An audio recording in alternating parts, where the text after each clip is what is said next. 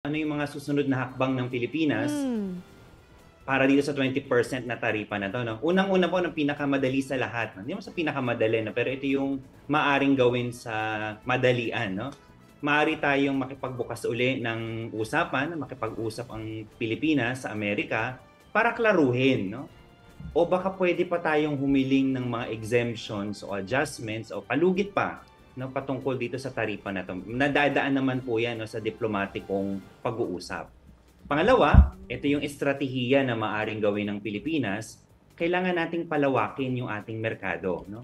Kailangan nating What's about maghanap to go ng there? ibang Yeah. bansa na pwede pa nating pag-exportan bukod sa Amerika. Yeah. Hindi po tayo dapat dumedepende sa iisa o iilang bansa na pwede nating pag-exportan ng ating mga produkto. So ang Pilipinas, maaari niyang palakasin ang kanyang kalakalan sa mga karatig bansa natin sa ASEAN, sa European Union, at yung tinatawag nating RCEP o Regional Comprehensive Economic Partnership. Ito po yung mga bansa na kinabibilangan ng China, Korea, Japan, Australia, New Zealand.